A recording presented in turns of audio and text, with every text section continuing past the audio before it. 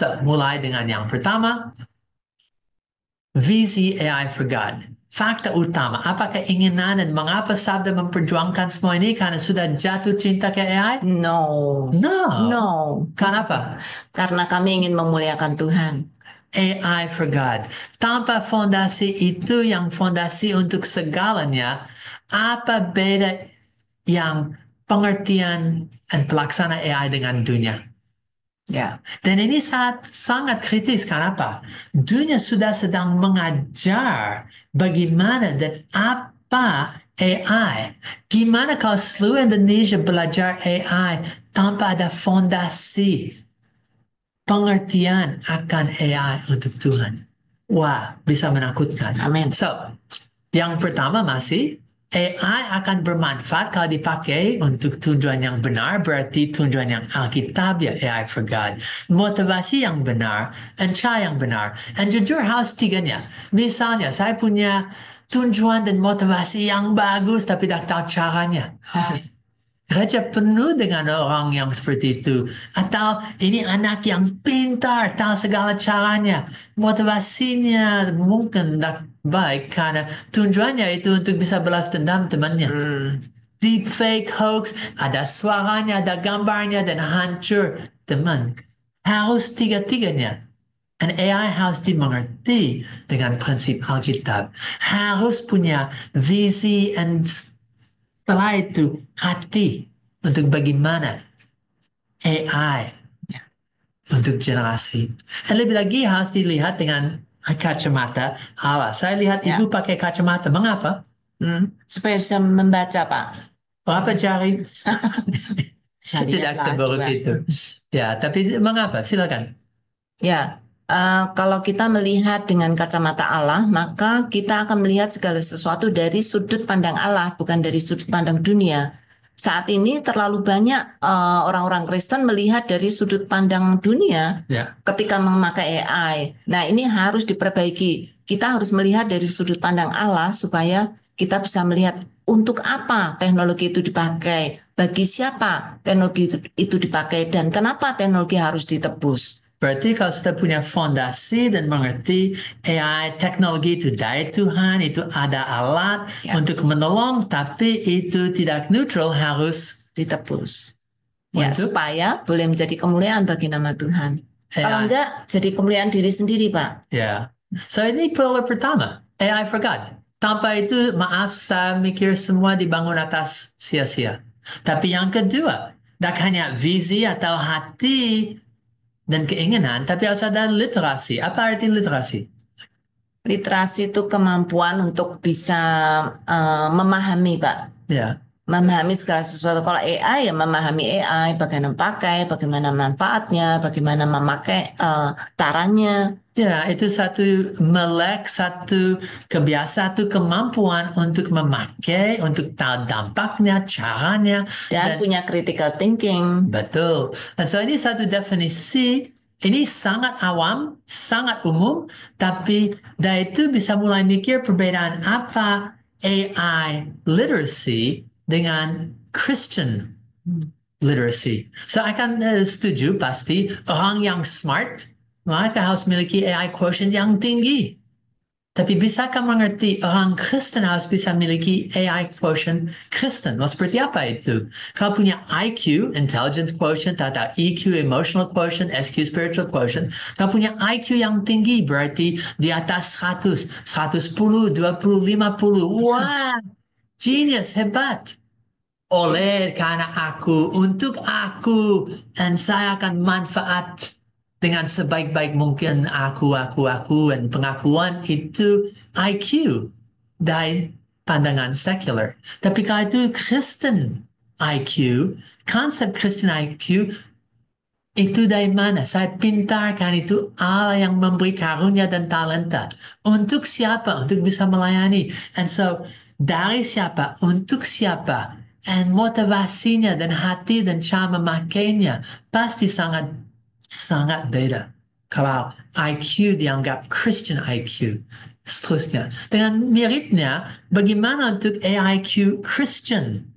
itu tidak hanya kedewasaan atau literasi, tapi ada dari satu sisi kemampuan untuk AI maturity, kedewasaan bisa reproduksi, bisa diberi dikasih ke yang lain. And AI Christian itu bukan kecerdasan AI, bukan saya tanya AI, AI, berapa pintar Anda? IQ-mu 120, 50? Waduh, terlalu pintar. Oke, jangan jawab, bukan. Tapi kecerdasan saya atau Dalam Anda memahami AI. memahami dan memakai AI and Christian IQ, AI for God, His purposes, His people, His kingdom. Dan itu tidak didasarkan oleh nilai moral universal, tapi prinsip-prinsip Alkitab. Dan maaf, tidak ada waktu lebih untuk itu, hanya satu definisi, cepat untuk yang mau tahu, AI quotient Kristen, ya silakan, mulut saya. AI quotient Kristen atau kecerdasan AI Kristen adalah seperangkat keterampilan teknis AI, termasuk metakognitif dan juga sosio-emosional yang didasarkan pada prinsip-prinsip Alkitab, bukan prinsip-prinsip humanis atau moral universal, sehingga memungkinkan individu orang Kristen menghadapi tantangan dan memanfaatkan peluang di era digital untuk memuliakan Tuhan. AI for God. Dan Bu Yulia dan tim sudah mengajar ini dan sebelum itu digital quotient untuk 10 plus tahun. And berapa penting ini satu pilar dan berapa hebat hasilnya. So ini cukup tentang AI quotient. Pilar ketiga, harus punya skill, kemampuan. And ini diajar dengan cara yang sangat gampang dan cepat.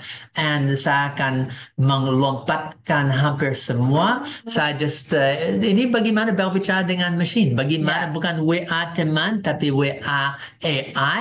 And lebih daripada itu, saya mengajar fokus basic prompting. Seperti ini. Fokus itu satu resep, satu rahasia untuk jadi kunci, jadi cara hebat, effective, efficient untuk AI. Kalau Anda waktu sedang prompting, sudah dalamnya ada format. Mau bentuk seperti apa? Saya mau itu lagu, atau saya mau itu spreadsheet, atau chart. Saya mau itu prosa atau point-point, atau itu PR untuk anak. Formatnya. Objektif, lebih penting apa tujuannya? Untuk just belajar, untuk bikin renungan. Apa objektif? Tujuan saya kalau sudah jelas AI pasti akan bisa dampingi dan menolong. Dari konteks. Konteks itu skop atau latar belakang. Konteks omong tentang apakah ini dari pandangan Hindu, Islam, Kristen, dan Alkitab. Konteks omong ini dari kacamata apa? Dan berdasar itu jawabannya difokus, disempitkan sesuai dengan kebutuhan. Jangan dari segala internet dan segala sesuatu. Tapi khususnya saya orang Kristen yang cinta Alkitab dan mau tahu berdasar pandangan Alkitab. User usage itu omong tentang siapa. Ada 3 siapa. The role, ada siapa AI. Jawab sebagai dosen Yunani Ibrani atau sebagai biasa aja. Siapa saya? Orang Kristen, cinta Alkitab. Dan untuk siapa? Ini bisa untuk umur 10, untuk tingkat akademis. Dan kalau sudah mulai tambah seperti ini, sangat-sangat menolong. Lebih lagi spicy atau bumbunya yang bikin keistimewaan. And specific style. Ya, ini ada pertanyaan khusus nih dari Saudara Siahaan.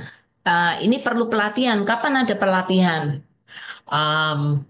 Kemana ada 5 kali dalam 3 hari di Bali. It's actually 6 kali. Selain itu online sudah ada tentang. Ada rekamannya Saudara Siahaan. Matruti. Ya. Dan ada banyak informasi, nanti teman-teman di chat bisa juga mengarahkan. Dan saya setuju, pelatihan itu kunci. Kalau saya baru WA kali pertama untuk bisa pintar conversation dan diskusi ngobrol dengan teman lewat WA, tak benar, tak bisa. Tapi sekarang saya lihat sejak COVID dan sebelum itu, sekarang semua orang pintar luar biasa untuk ngobrol dengan WhatsApp kepada teman-teman. Kalau Anda sudah bisa itu, dengan fokus Anda pasti bisa tanda Ya. kutip WA Hanya perlu dengan latihan saja. AI. Ya. So, itu, saya tambah satu. Fokus itu dasar. Selain itu, kalau mau belajar, ada advanced prompting, strategic prompting, ada Ya. media prompting, Conversational. ada conversational prompting, ada berapa banyak jenis prompting, dan dalam tahun ini saya tahu Sabda akan menyampaikan satu atau dua lagi, tapi prompting bisa dikembangkan sama Sangat. dengan kalau hanya ngobrol, beda daripada podcast, daripada debat, daripada pidato, and untuk ngomong pun, Public speaking. public speaking ada jenis dan style dan skill yang lain. Dengan miripnya, Prompting interaksi juga. dengan machine dan prompting, dari conversation, ngobrol, sampai dialogic, sampai fokus, yang cara yang paling gampang cepat belajar. Jadi dari basic, dari yang paling beginners, paling Ya. awal, sampai paling yang ahli ya Pak ya? Ya, so Ya. tadi pilar ketiga itu skill AI, dan itu sangat mungkin untuk bisa ditambah.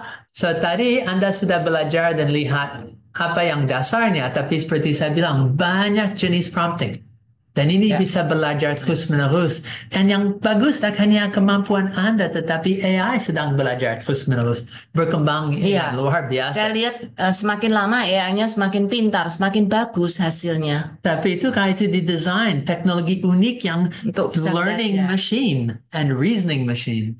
Dan skill prompting daripada yang basic sampai bisa belajar templates, frameworks, fokus ada satu jenisnya, dan aspek lain daripada prompt, chain of thought, dan seterusnya. Untuk media prompting ada cara yang lain untuk workflow, work hard, berapa agency dan pemakaian, multiple AIs, untuk design prompt, untuk audio, untuk media, untuk visual, dan bagaimana digabung, dan banyak AI dan cara lain untuk bisa work smart.